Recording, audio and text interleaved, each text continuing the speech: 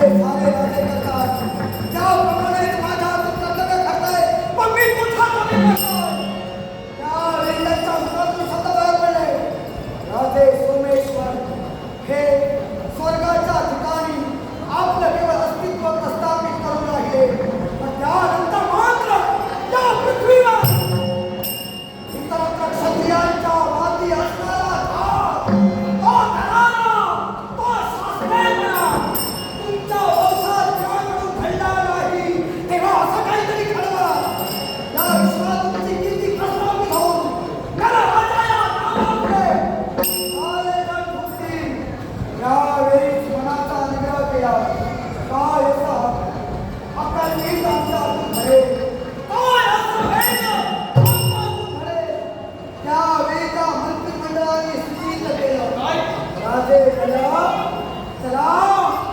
स्वर्ग लोकांचा स्वर्ग लोकावर देवाचा देवा बस यावेळी ठरविलं स्वर्गावर विजय प्राप्त करणार मार्गात येणारे अडथळे ते दूर करत करत स्वर्गापर्यंत प्रवेश करत असताना हा उदयाचल प्रदेश त्या उदयाचल पर्वतावरती वास्तव्य करणार आहोत इथून 18 योजने दूर असणारा स्वर्गलोक आहे तो आम्ही करण्यासाठी अगदी रक्तगटा साथ झाले आणि या रक्ताला साथ देण्यासाठी आपण पुढे राहिला मी आपल्या समवेत आहे तर आपल्या वंशात आमचाही जन्म झाला त्या नवनिर्मितीला कुठंतरी आदर्श माझ्या भावी पिढीला सुद्धा घ्यायला हवा आहे कारण स्वर्गात माणूस केला जातो तुम्ही म्हणालात 18 योजने असा प्रवास काही अंतराचा स्वर्गात चाललेला पण आमच्या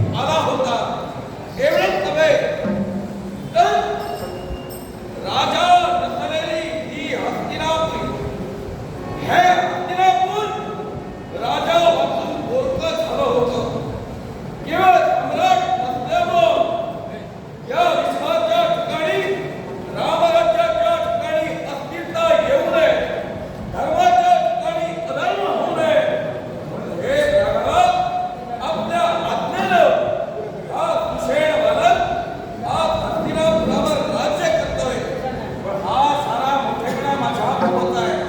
ज्या प्रमाणे माझ्या प्रभूंनी मला मार्ग दाखविला त्या मार्गाचं अनुकरण जीवनात मी करतोय. न्यायदंड हाती घेऊन समस्त प्रजेला न्यायाला मी करतोय. आज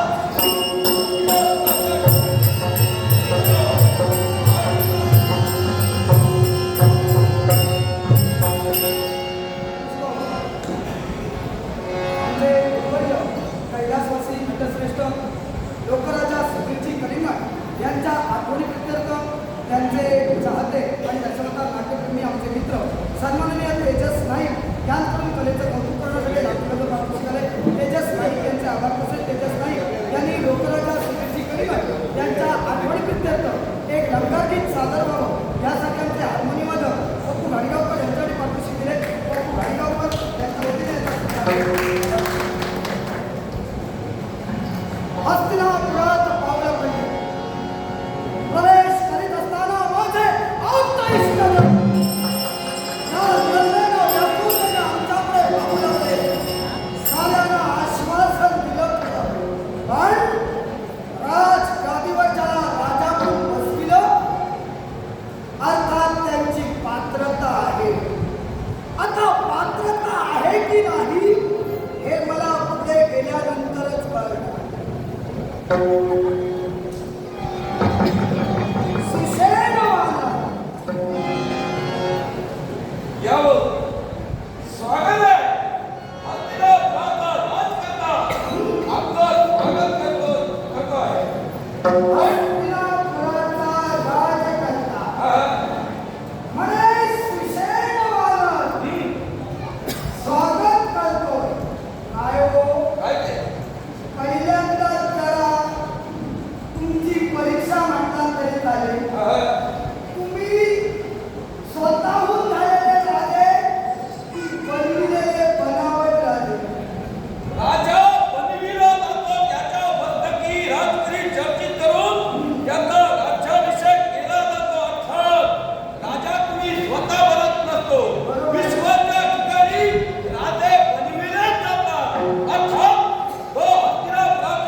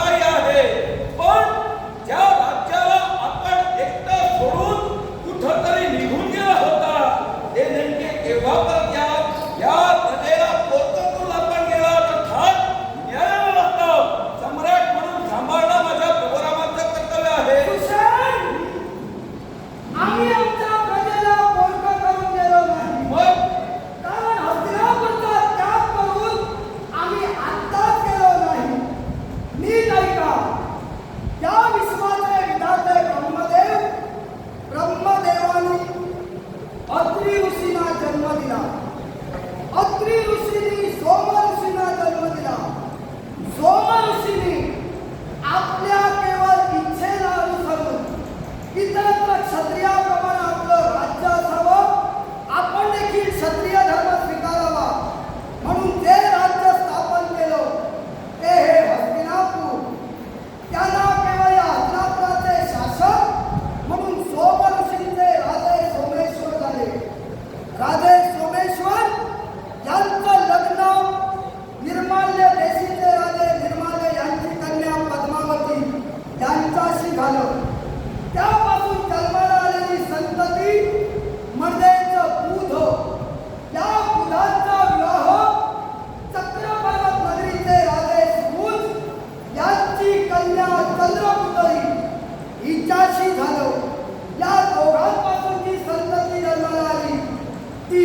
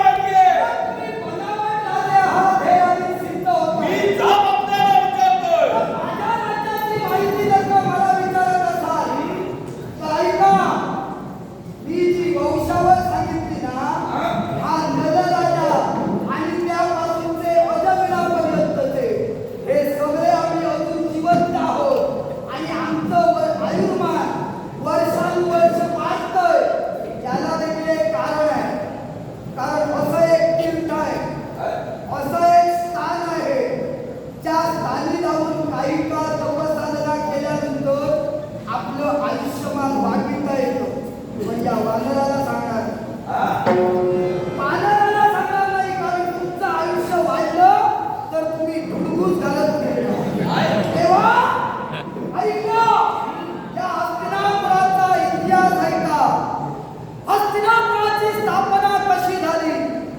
हस्तिनापुराच्या ठिकाणी म्हणजे या भूमीवर फिरता फिरता सोम ऋषींचं आगमन झालं.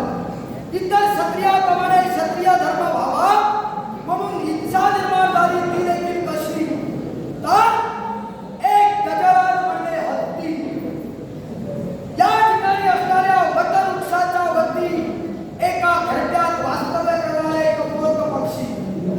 या कपोत पक्षाला त्रास देण्यासाठी हा वटवृक्ष आपल्या शुंठेने हलवू लागला. त्यावेळी त्यांची पिल्लं भूमीवर पडू लागली. पण एक गजराज आपल्यावर केवळ प्रसंग ओढतोय म्हणून ते डगमगले नाही. त्या पक्षाने त्या गजराजावर हल्ला केला. त्या हल्ल्यात गजराज जर्जर झाला आणि गजराज मृत्युमुखी पडला. हत्ती गेला. हे दृश्य सोम ऋषींनी आमच्या पहिल्या पूर्वजांनी पाहिलं. तेव्हा त्यांच्या मनात इच्छा निर्माण झाली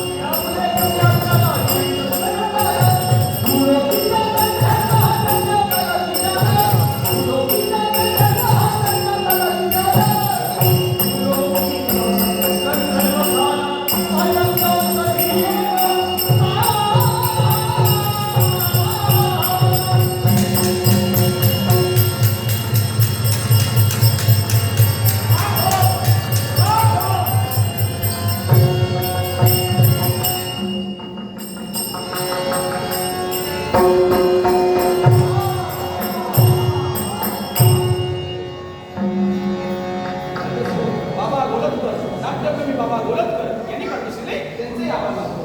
अटसगाव सन्माननीय बाबा गोलतकर हे नाट्यप्रेमी ज्ञानपूर शिकवले बाबा गोलतकर यांच्या आभार मानतो.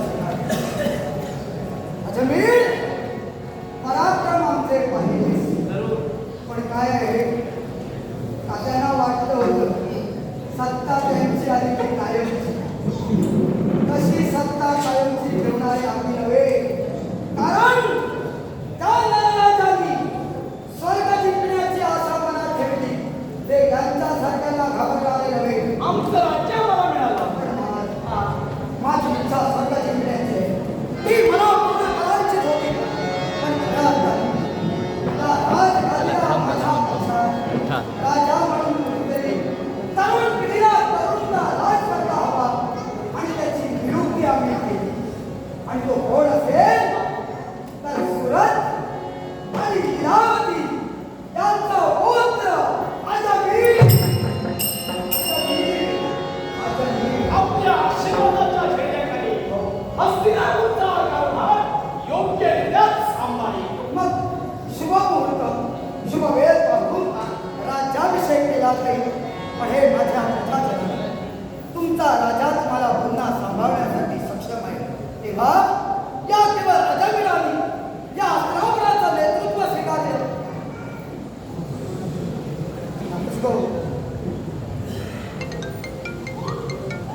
सामाजिक क्षेत्रातील एक आदर्शस्थान समाज कसा घडवायचा आणि समाजातील लोकांना न्याय मिळवून कसा द्यायचा हे त्यांच्याकडे पाहूनच प्रत्येकाने शिकावं. आणि आज खऱ्या अर्थानं मगापासून या व्यासपीठावरून दशावताराला आलेले सुवर्णक्षर याबद्दलची माहिती आपल्याला दिली. पण त्याचा पुढाकार हा सन्माननीय ज्या साहेबांनी घेतला ते म्हणजे तुमचे आमचे सर्वांचे साहेब, या शिवसेनेचे जिल्हाध्यक्ष सन्माननीय दत्ताजी सामंत साहेब. सामंत साहेबांनी आमच्या या संयुक्त दशावतार नाट्यमंडळातील संगीत साथीसहित सर्व कलाकारांचा गौरव करण्यासाठी हे लाखमोलाचं 2500 रुपयाची पारितोषिक या कलाकारांना यापुढे हवा असलेला न्याय हक्क तो मिळवून देण्यासाठी शेवटपर्यंत तुमचा लढा सुरू राहील. आणि त्या लढ्यात कानाकोपऱ्यातील प्रत्येक दशावतारी कलावंत हक्काने तुमच्या पाठीशी उभा राहील.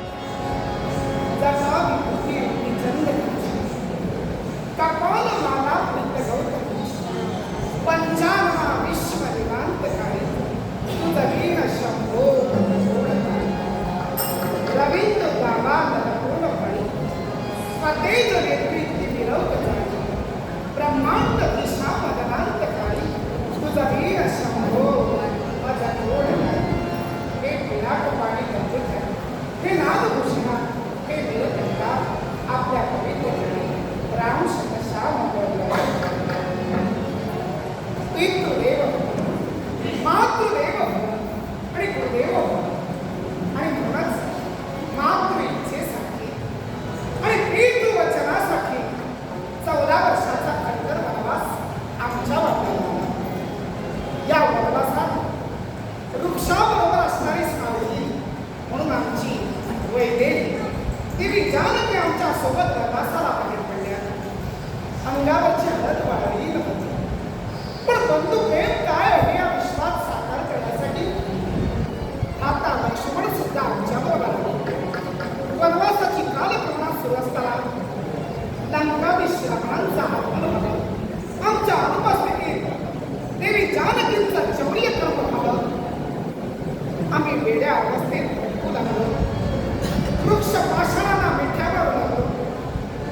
पण काही क्षणात नियतीच्या मनात होत्या त्या गोष्टी घडून गेल्या. वृक्ष पाषाण उद्धरून स्वर्गलोकी गेले, कारण ते गंधर्व होते. पण देवी जानकींच्या पूर्णतेसाठी 18 पद्मे वानरसेना, 56 कोटी गोलांमुळं आणि 72 कोटी वीस आमच्या सहाय्याला आले. जेणेकरून लंकाविश्रामांचा वध झाला. देवी जानकींची मुक्तता झाली. पण लंकाविश्रामांचा वध जेव्हा घडला तेव्हा प्रकार हा भयंकर घडला. रावणाची 10 शिरा आमच्या अवतीभोवती अखेर त्या शिरकमलांचा सर्वनाश करण्यासाठी आम्ही मंत्राच्या योगे करून ती शिरकमला भस्म केली. पण ही वार्ता आमच्या मनाला सहन झाली नाही. ही घटना आमच्या मनाला स्पर्शून गेली. म्हणून आम्ही आमच्या जनतेला सक्त ताकीद दिली. आजपासून कुणीही राज्यात हसता कामा नये, कुणीही बोलता कामा नये. प्रत्येकानं मौन व्रत करायला हवं. अखेर माझ्या जनतेनं मौन व्रत स्वीकारलं खरं, पण हे मौन व्रत देवतांना पटलं नाही. म्हणून ब्रह्मदेव आमच्या अयोध्येत आले आणि एका अश्वत्थ वृक्षाच्या रूपानं नामू लागले. जेव्हा आमची जनता त्या वृक्षाच्या अवतीभोवती गेली तेव्हा त्या वृक्षातून वेद मंत्रोच्चार सुरू झाले. आता वृक्ष वेद मंत्रोच्चार करतोय हे सामाजिक कुतूहल वाटलं आणि आमच्या जनतेच्या मुखात हास्य उद्भवलं. आणि हे हास्य आम्हाला सहन झालं नाही, म्हणून त्या वृक्षाची तोड करण्याचे आदेश आम्ही दिले. पण वृक्षाला घाव घालायला जाताय तर त्या वृक्षानं आपल्या खांद्यातून शस्त्राचा मारा करण्याचा आरंभ केला. शेवटी नाईलाज झाला आमचा. जनतेचा रक्षक आहे, प्रजेला ज्याचा अनुराग आहे त्याला राजा म्हणतात. म्हणून त्या वृक्षापर्यंत आमचं जाणं झालं. अखेर धनुष्याला केवळ शर जोडण्यासाठी हात्यातून बाण काढला आणि त्या अश्वत्थ वृक्षावर सोडणार तेवढ्या प्रत्यक्ष शिव प्रकट झाले. आणि शिव म्हणाले, थांबा, आपण काय करता, कुणावर बाण सोडता? हा वृक्ष दुसरा कोणी नसून प्रत्यक्ष ब्रह्मदेव आहे.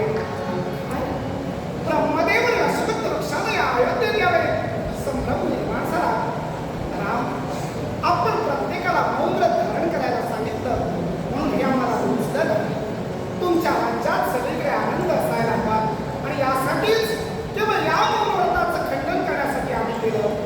ठीक आहे, पण या अश्वत्थ वृक्षाची महती या विश्वात राहायला आली तेव्हा या अश्वत्थ वृक्षाचं जो कोणी पूजन करणार त्याच्यावर कदापि अरिष्ट येणार नाही. हा देवतांच्या मुखातून खऱ्या अर्थानं शब्द बाहेर पडला आणि अश्वत्थ वृक्षाला महत्व आलं. खरंच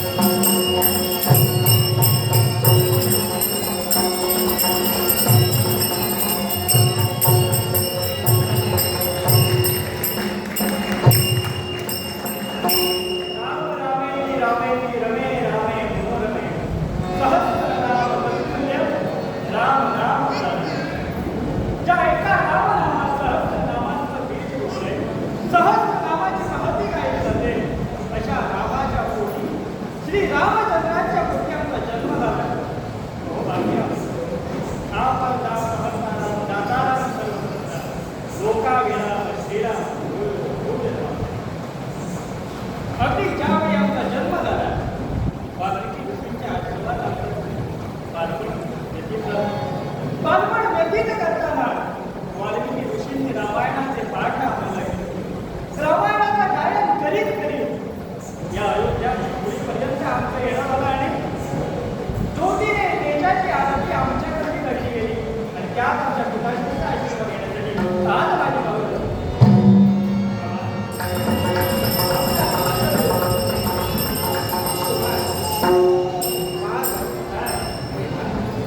तुमचा साथ स्वाभिमान आम्हाला आहे. अश्वमेधाचा आरंभ झाला आणि अश्वमेधाचा अश्व आपण अडविला आणि आपली आमची क्रांतिका झाली. आणि खरं ज्या वाल्मिकी महंतांनी आपल्याला रामायण सांगितलं त्या यथोचित रामायण तुम्ही आम्हाला म्हणून सुद्धा सांगितलं. या आपलं दरबारी स्वागत आहे. बसावं. आजपर्यंत पितृदेवतेने नव्हे तर आमच्या सूर्यकुळातील प्रत्येकानं राजगादीचं संरक्षण केलं. प्रजेच्या बाबतीत अनुराग दाखविला. तद्वत आमच्या पक्षात आपणही राजे असणार. तेव्हा हा राजशिष्टाचार आपल्याकडून घडायला आपल्याकडून संस्कार आम्ही घेतो आहोत. अगदी आम्हाला आठवतंय आमच्या वाल्मिकींनी शिकवल्याप्रमाणे आपण लंकेला सहाय्य केली. नवे नवे लंका जिंकणार.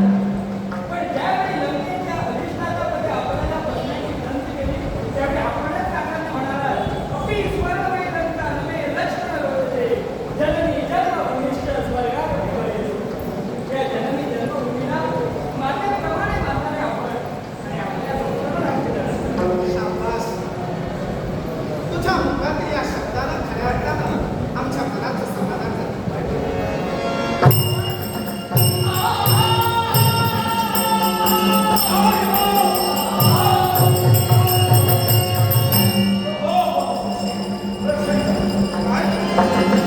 सर्वांगाचं निरीक्षण मी करतोय.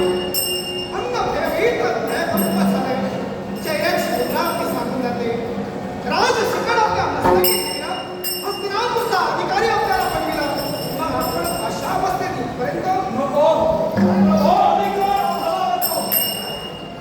हो राजगिरी ही राजपुत्रांच्या हाती आपण सुपूर्द केलं तर नको.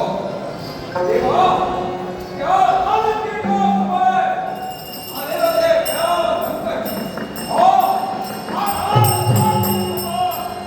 किंवा त्यांनी हस्तगत केला. कोण म्हणे या हस्तिनापुरातले पूर्वीचे राजे वास्तविक राजे असे न राजे आक्रमण करते झाले. येतो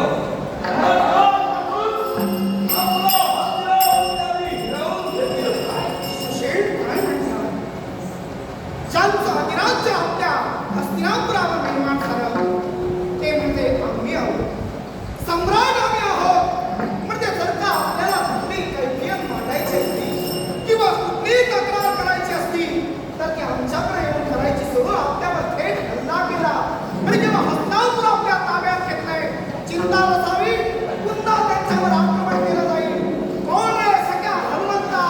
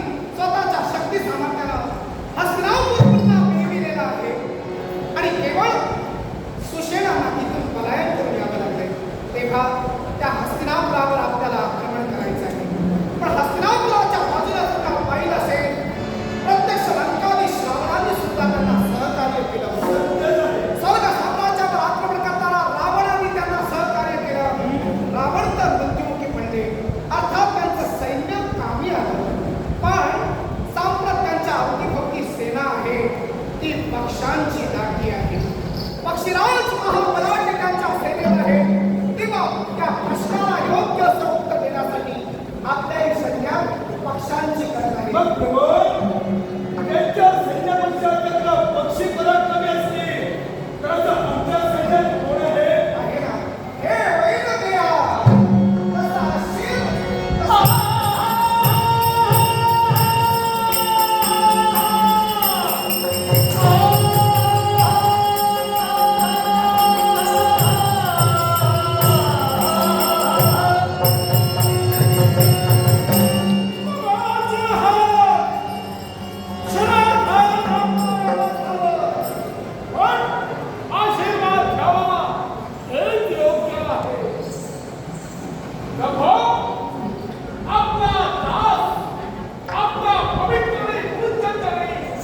नतमस्तक होतोय. हे वैद्यदेवा, आपण मला नमस्कार केला, पण किती झालं ते प्रत्यक्ष वैकुंठीच्या नारायणाचं वाहन आहात. बरोबर. आणि आम्हाला मर्यादा पुरुषोत्तम या विषयाने म्हणते. तेव्हा ही मर्यादा उल्लंघन करणारे आमचाही बरोबर नाही. आम्ही स्वीकारला, पण संशय मनाला एक निर्माण होऊ लागले. या क्षणी काळाचा संकट उत्तावर निर्माण झालंय. रामसेनेला आपल्या सहकार्याची गरज नाही. आहे माझा सहकार्य साधारण मला आहे. हस्तिनापूरचं साम्राज्य ज्याच्यावर विराटचा हंसा आला होता, आणि तेच राज्य पुन्हा सुसेनांकडे हिरावून घेतलं गेले. तेव्हा हस्तिनापुराच्या ठिकाणी असणाऱ्या राजावर आता आक्रमण करण्याची वेळ आलेली आहे. आणि या आक्रमणासाठी माझं सारं सैन्य या सैन्यासमवेत आपणही जमलो. प्रभावराज्य सुद्धा आक्रमण करायला आम्ही तयार आहोत. कधी बाबा आमच्या सूचना दिली. चला, करा. आणि आज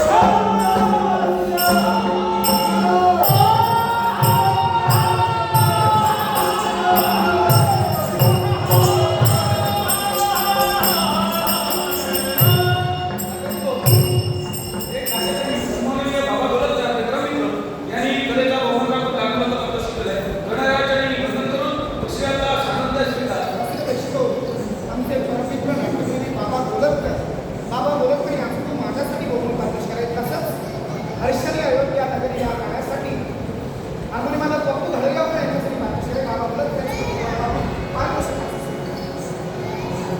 आयोजकांमध्ये विनंती आहे, कोण शूटिंग करत असेल तर ते थांबवा. या नाटकाचं चित्रीकरण करण्याची परवानगी दिली. तर कोण जर शूटिंग करत असेल तर तेच थांबवा. सुशील लवकरात घडलेला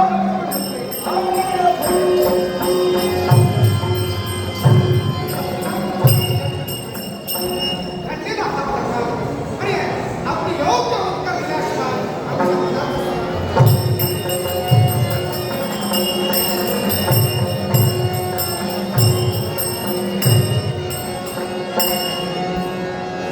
Don't